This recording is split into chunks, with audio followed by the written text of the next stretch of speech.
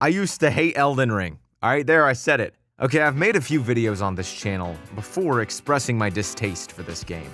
I made a bunch of videos on how to fix this boss, that boss, the never-ending combos, the spirit ashes, how Radahn was the worst frickin' boss in From Software history, man.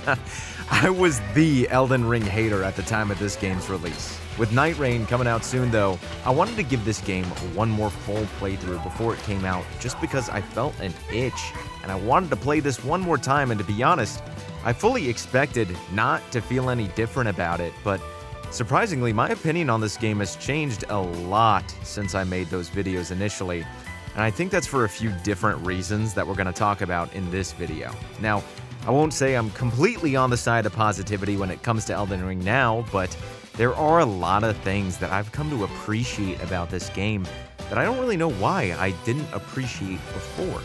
This time around, although I've only ever played the game 3 times or so, I decided I wanted to do a fist-only run of the game. I had seen Moist Critical do a fist-only run of Elden Ring before, and it looked like a lot of fun, so I decided I want to give this a try for myself and see how things went. But I did not use Spirit Ashes for this playthrough either, because I thought they took away from the game back then, and I still think they do now. No shade on people who like using them though, it's just how I like to play the game. So throughout the footage, that's why you'll see me only using the spiked Cestus, which are actually goated, and that's another topic of discussion we'll get to later in the video.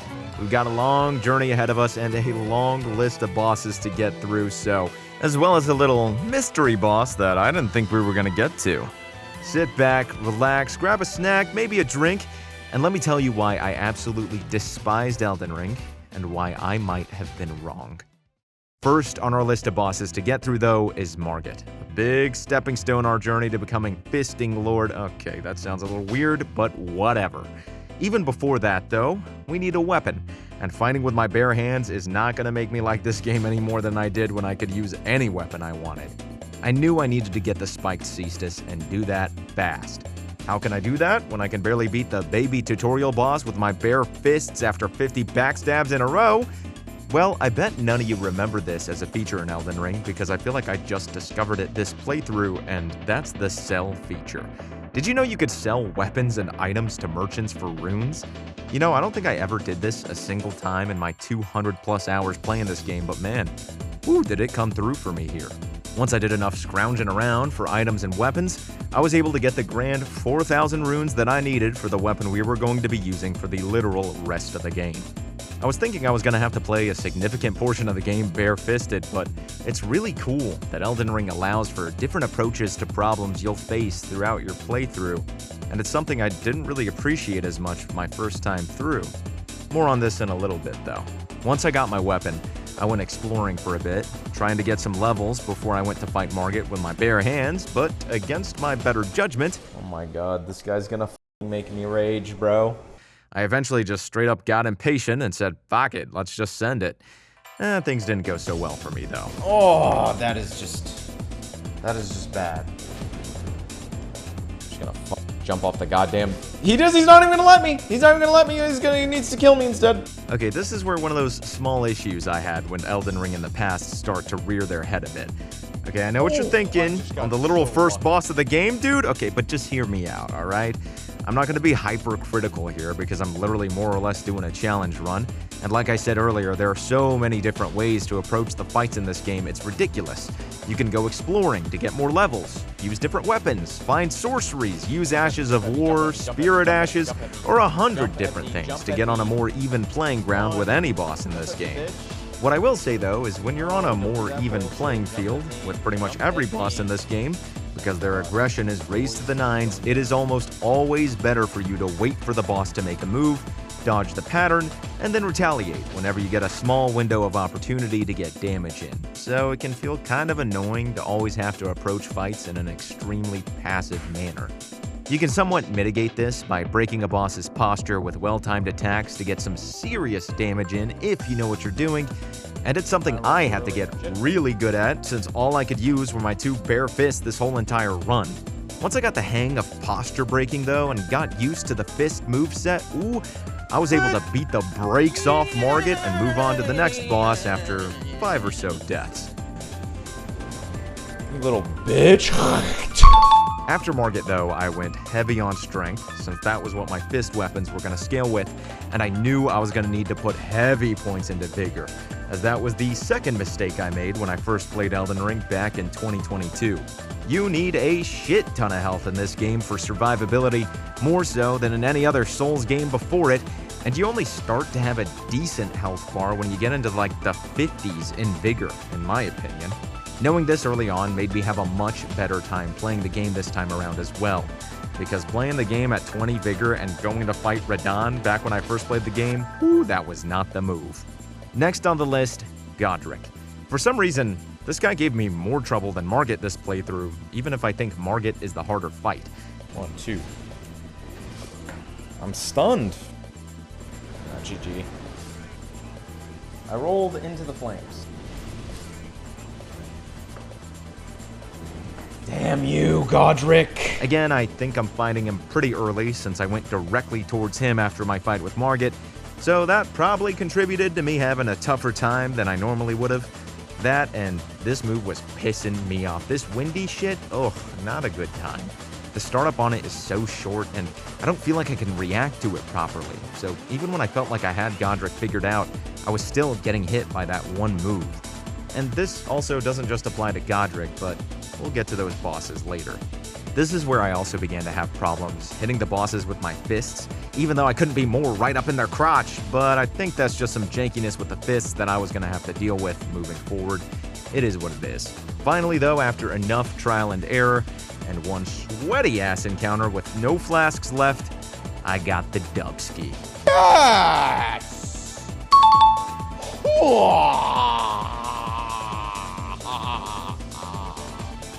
After that, I got slapped up by a random bozo enemy. Man, even the random NPCs in Elden Ring can kick your ass. Okay, I fucking hate this shit. What is this? What am I playing? Like, bro. And I started making my way toward our next boss, Rennala. Before that, though, we had to get through the Red Wolf of Radagon, and boy, this guy was tougher than I remember him being. This is where I started to get vigor checked. 2 hits or so from the Red Wolf, and I was dead. It was finally time to explore for a bit and get stronger before coming back here later. I wanted to level up my vigor, so I went to go find a few other bosses instead, only to discouragingly get my ass clapped some more.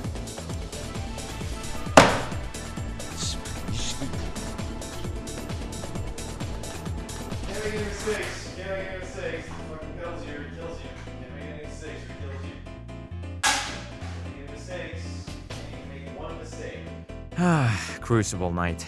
I was getting better at the fight, but man, this dude was just letting me have it. I figured I was maybe too weak to even fight that, so instead resolved to go elsewhere to get stronger. I knew that I hated Elden Ring the first time through so much because I would keep beating my head against the wall if I faced an insurmountable challenge, when in reality you just gotta explore to get stronger if you feel like you're up against a wall. Soon enough, I was going to discover the thing that was gonna let us bulldoze our way through the bosses, but for now, I was still struggling. I decided to go to Caelid to explore for a bit, and ended up finding the dragons that are all clumped up together, and I knew this was going to be a good way to power up. After slowly bleeding them to death, and 75,000 souls later, I dumped all those runes into vigor, baby. It was time to give the Crucible Knight another try. Wow. Shit it on, bitch. Holy 2100, that's it. And I beat the brakes off of him. But I was a little disappointed at the reward for all that struggle. That's another thing about Elden Ring. Certain rewards for bosses can feel either useless because they don't apply to your build, or underwhelming because you got there too late, or even feel ill-suited for how difficult the fight was. Whatever. I guess that's just the nature of open-world gaming. Red Wolf, you're up next. It's time for me to take my revenge.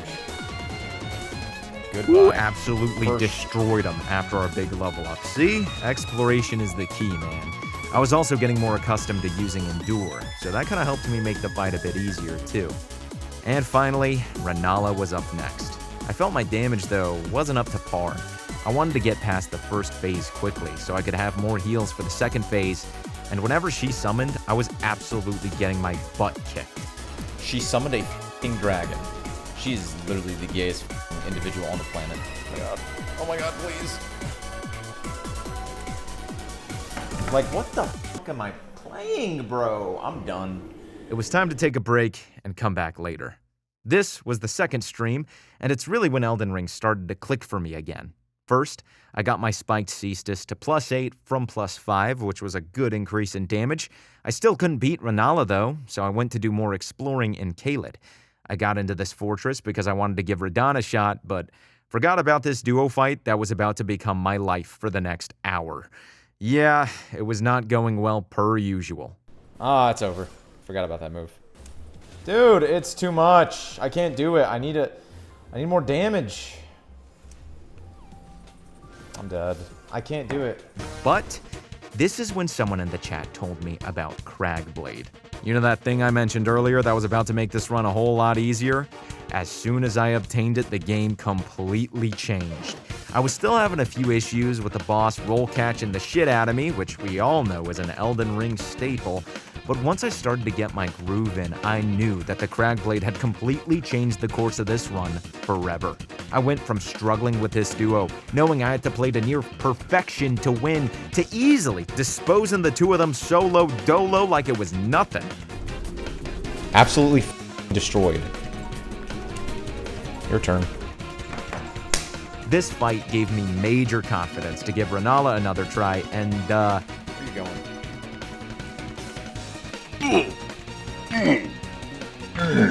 Oh my!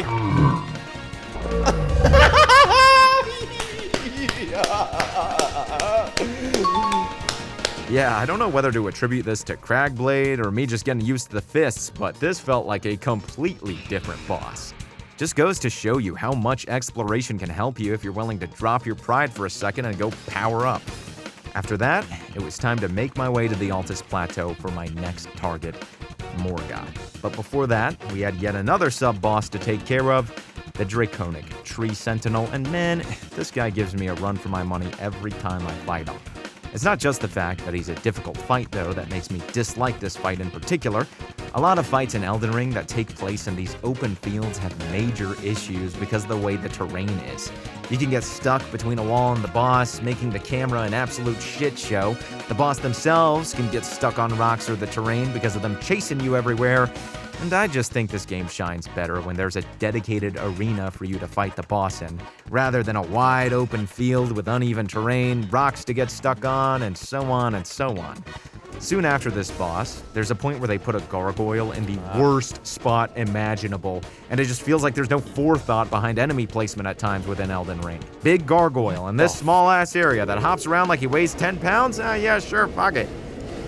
I just don't even, like, I can't even deal with this shit. Like, just run from his dumb ass. At least you can just sneak past him, though, so it's not that bad. But you can't really sneak past the Tree Sentinel. Not to mention, the Sentinel's hitbox can be kinda iffy. All in all, not the funnest fight in the game for sure, but whatever. It's over and done with. One more boss to go before Morgott, and man, I actually really like this fight. The attacks are well telegraphed, there's plenty of time to retaliate, and whenever I made a mistake, I felt like it was on me. It just feels really good to narrowly dodge attacks, get that attack in at the last second, and just in time to dodge the next sequence. No roll catches or BS like that. This is what Elden Ring needs more of in my opinion. Good stuff. Morgott was the next wall I needed to overcome. Oh, and a wall he was. Damn, I'm dead. After a few fights with him, I yet again felt like I needed to power up more. My flasks were barely healing me at all. I didn't have the extra flask you can get, even though I was all the way at Morgott. Whoops. It was time to go back and fix a couple of things. On top of that, I went on a boss-killing rampage over in Caelid, defeating the Gargoyle, Dragon, and Putrid Avatar for huge level-ups. I felt like Jinwoo in solo leveling, baby. After my training arc, I came back and beat Morgott first try.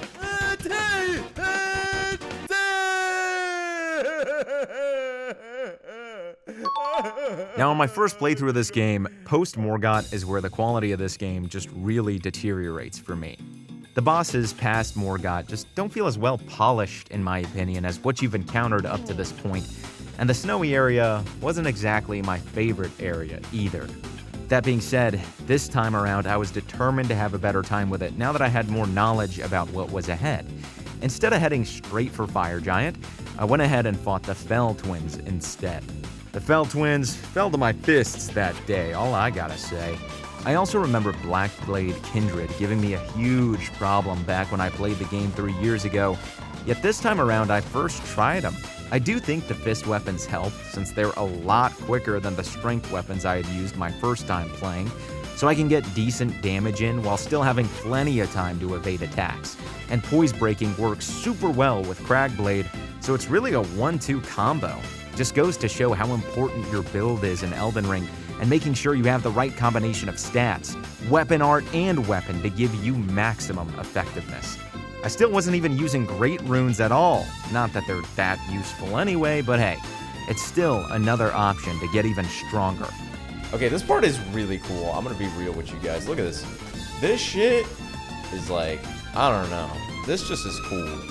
For some reason, like the come up in the Mountain of Giants is like just, I don't know. It's legit. It's legit.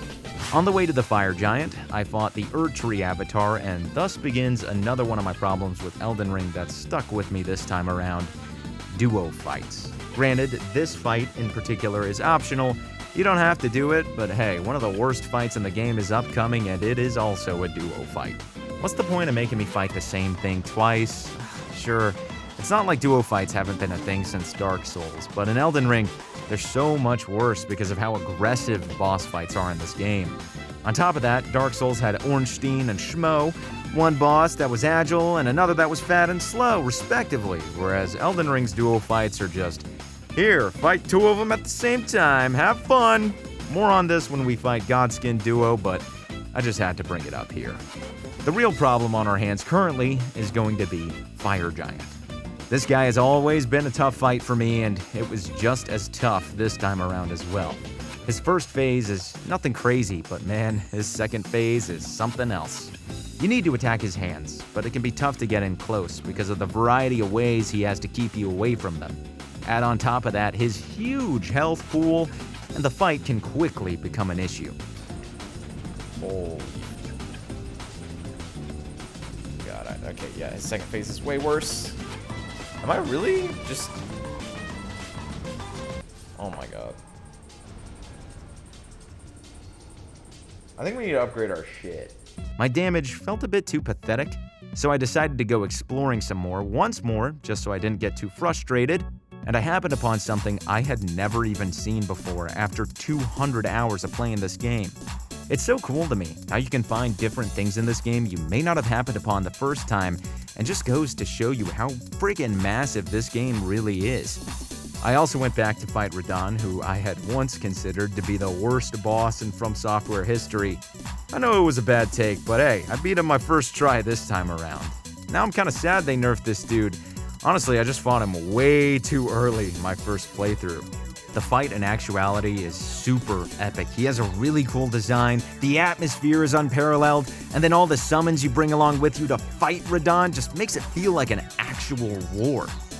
GG, Radahn. I beat a few more bosses here and there, and even fought yet another boss I had never even seen before, and then another one. Man, I've never fought this guy before. What the... Dude, so much new shit.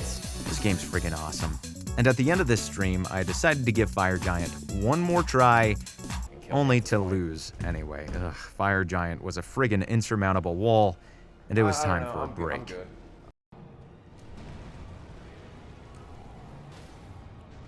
Good shit, good shit. What the f? Oh!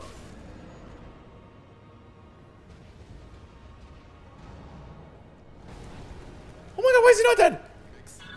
Oh! Yeah, that was my first attempt the following day. Yeah, I don't know, man. A lot of times with Elden Ring, a boss can feel impossible until you try enough to get the right patterns in order to have a successful run.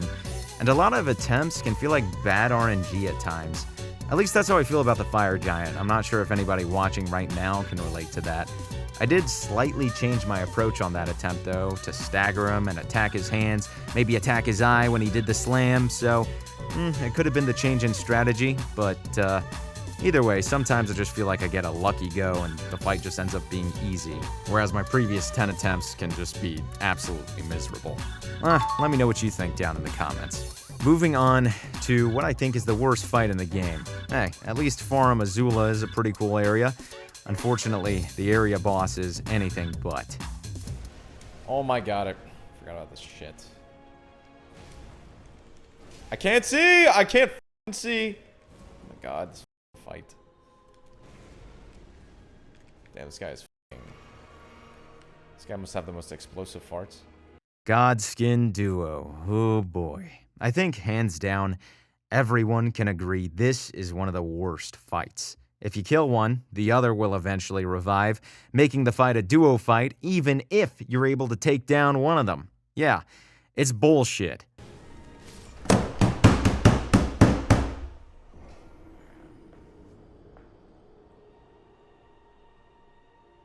The way to counter this is to put one of them to sleep. Take one on, kill him, then take the sleeping one on, rinse and repeat until you win the fight. It makes the fight much easier, and thank God they made them susceptible to sleep. With that being said, I feel like they should have just put more effort into the main bosses and made a good fight, rather than making you fight bosses you've already fought before in the overworld, just as a duo fight, and the added twist that they revive each other. It's pretty lame, in my opinion. This is also different from Ornstein and Smo in that these bosses were designed to be fought on their own, not at the same time. And I'm sure towards the end of development, From Software just said, yeah, we don't got enough time. What if we just put these two bosses in this arena here and, yep, good enough, release the game. Also, this attack can go die in a fire. It's the stupidest shit I've ever seen. Bro, like, that move. Oh, no. No, no, no, no. Oh my god, no. I'm doing so good, please.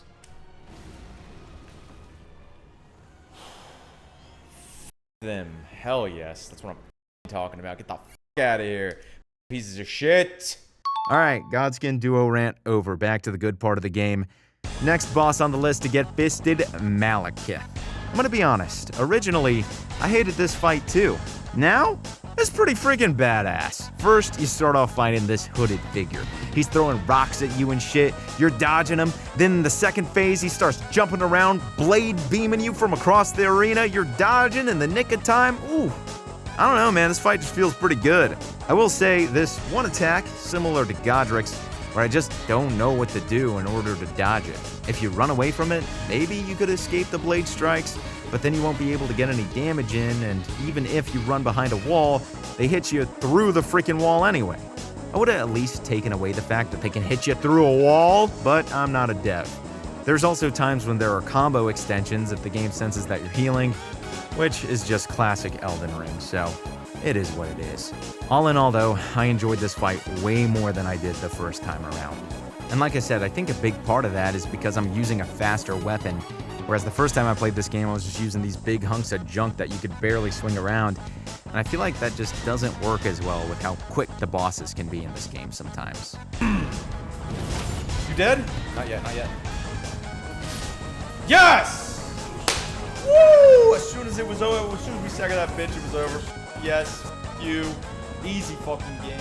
Anyway, on to the next boss, Sir Gideon, the hardest. Where your ass going? Nope. I said no, bitch. I said no, bitch. I said no. I told you no. I told you no.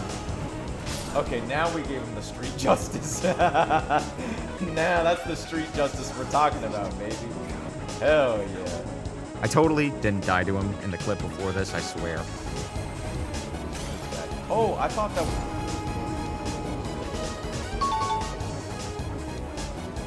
And now, we're down to the final two. Let's frickin' do this. Godfrey feels a lot similar to fighting the ghost you fought before facing Morgott. His first phase is nothing too crazy. His second phase is where you really gotta be careful. He has this move straight out of WWE where he launches you into the air and hits you with a Liger Bomb! But to be honest, his Fists of Fury were no match for my Fist of 1,000 Truths! Join the live streams to be on the inside of these jokes, boys, alright? They're worth it, okay? Yeah! All in all, this was another fight that I really enjoyed as well. Godfrey's moveset is freaking badass. He's creating shockwaves with his freaking hands and feet. He rips apart the lion on his back and gets just all bloodied in his transition into phase 2. Honestly, how did I ever dislike this game? Oh yeah, that's why. And finally, it was time to put an end to our Elden Ring fist-only run. There was only one final thing to do, and it's a boss that has actually been changed since the last time I played. Radagon has always been an absolutely epic battle. The music is next level. Somebody else can tell you about all the lore implications that this fight has. I have no friggin' idea. But as soon as the Elden Ring main theme starts to play, all the trials and tribulations you've been through start playing in your head. The Malbegotten Warrior and Crucible Knight absolutely giving me the business. My journey to go retrieve the Cragblade, coming back and bulldozing through friggin' everything that was giving me trouble. The Fire Giant, Godskin Duo, I overcame all these challenges, and now it was time to make it through Elden Ring's final test. With enough trial and error, I absolutely wiped the floor with Radagon. And now, it was time for the Elden bitch. Suffice to say, thank God they enabled Torrent for this fight. Previously, you couldn't use him during this fight, and it made this so tedious because every time you'd be giving the beast the beatdown, he'd run away and make you chase him down again time and time again while he's casting magic, throwing blade beams and everything, and the whole kitchen sink at you. But now that Torrent is enabled, it makes this fight so much better. Or at least you'd think so. This was probably maybe just a me thing, but using Torrent effectively during the fight isn't exactly easy. You can utilize it to dodge the big nuke move that he does, but outside of that, using Torrent to close the distance isn't really viable when he's sending blade beams at you that'll easily get you killed if you don't hop off Torrent quickly enough. And then when he's doing Elden Stars, it's just a lot to juggle. Still, even with all of that, I think adding Torrent into the fight does improve it significantly and makes the final fight actually feel like a final test, rather than one more tedious fight you gotta slog through in order to become Elden Lord. And with the Elden bitch defeated, that marks the end of the fist-only run. Let's go! Woo! Is what I'd like to say.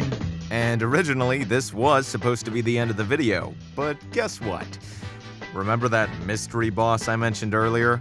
Well, I think you all know who it is. I mean, come on, is this game truly beaten without having defeated Malenia? No, I don't think so. So off we went, and I had only ever beaten Malenia? I don't know how you say her name, but either way, I've only ever beaten her once, even though I've played through this game 3 times. Could I make it happen a second time? Well, first, getting to her in general is an absolute biatch. You gotta find these 2 medallions to even get the opportunity, and one of them is behind a pretty tough boss. Whatever, once you got the 2 of them, into the consecrated snowfield you go. Time to fight, right? Wrong. You gotta do this dumb puzzle where these pieces of garbage randomly plunge their sword into your stomach, like that one batch from ReZero, and then these guys shoot arrows at you from atop the roofs, and it's just like, why do I gotta go through all these trials and tribulations, man? I just wanna fight the boss. Once that's over, though, the true gauntlet begins. The Halig Tree feels like this weird mod built on top of the game because of how much parkour is required. I don't know, the level design in this area is just really weird and feels entirely separate from the base game. Either way, with enough running through the area, we get to the boss before the true boss. And after a few attempts, it's simple enough we make it through. Even more running later through this absolute gauntlet of enemies. Oh my god, how long is this? Summing up a lot of running, we finally made it to Malenia. Spoiler alert, but it took me longer to get to Malenia than to actually beat her. Kind of insane. Now, if you'll notice, I got a little heart rate monitor on the right for this stream, so hey, if you guys want to make sure to see that go up when I rage live, hey, hit that subscribe button, baby. My first attempt was going incredibly well. I think it's because her moveset got beaten into my brain all the times I died to her all those years ago. Then again though, her first phase is nothing special. Her second phase is what kept destroying me. That and her waterfowl dance. This move, I'm sorry, even all these years later, it's just absolutely broken. It's not impossible to dodge or anything. There is a reliable way to get through it, but only if you know what's coming well in advance. If she starts to do it in your face, I just had no idea what to do other than spam roll, and it was a big reason so many of my attempts just ended in failure, both with the first phase and in the second. Her lifesteal, while annoying, isn't really that bad when you know her moveset and avoid getting hit as much as possible. But Waterfowl was the only thing that was really hitting me, and so, like a lot of bosses in Elden Ring, the runs kinda just become RNG, hoping and praying she just decides not to use Waterfowl Dance that attempt so that you can easily dispose of her. Either way, once I discovered this fisting tech during the second phase, ooh, the tide had completely turned. I'm not even gonna say anything, just watch this in its entirety.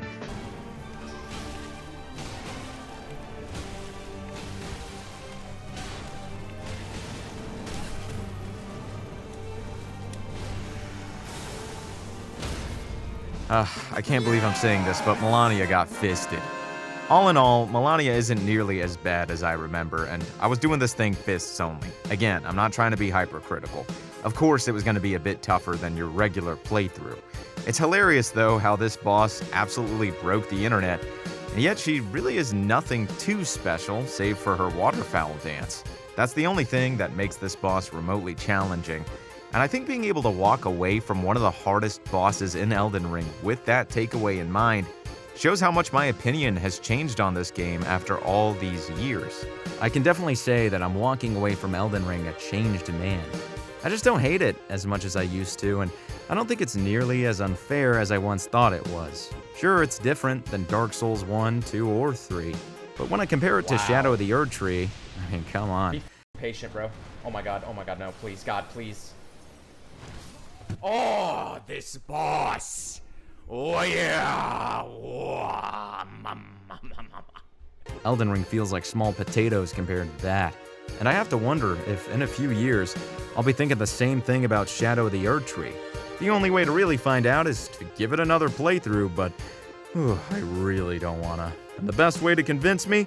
Hey, you already know what to do. Hit that like and subscribe button, baby. Hit the bell too, just to make your boy extra happy. In all seriousness, I actually really had fun doing the fist-only run on the base game. The fact that the fist is so viable is something I gotta praise. I fully expected this run to be extremely painful. As soon as I got the Cragblade though, it felt as good, if not better to use than most other weapons in the game. There's high damage output, and I even get the bleed status effect on top of it all, combined with the huge poise damage I can deal to stagger bosses, and hey, if you haven't done a fist-only run of Elden Ring yet, I highly encourage it. I can confidently say it's the most fun I've had playing Elden Ring, well, ever. There's so many different ways to play this game and so many different cool builds and weapons that you can use. I feel like if you can get creative enough, you can play this game however you want. Hell, I picked up an item that's like a freaking magic cannon or something. I want to do a playthrough with just that weapon and see how things are different with that type of build. Still though, to play devil's advocate, maybe I just had an easier time this time around because of the knowledge that I've accumulated from playing it several times before, but I'm just glad I can finally say that I'm not a full-blown Elden Ring hater anymore. At least when it comes to the base game. Shadow of the Erdtree, that remains to be seen. But first, I'm going to be playing Night Rain live here on the channel, boys, and I will be doing a marathon stream of the game on the day of release. So, seriously, I know this is the second time I'm asking, but please like and subscribe, and I'll catch you guys all very, very soon. Thank you guys so much for watching. Bro. Biz out. Oh, I got careless there at the end.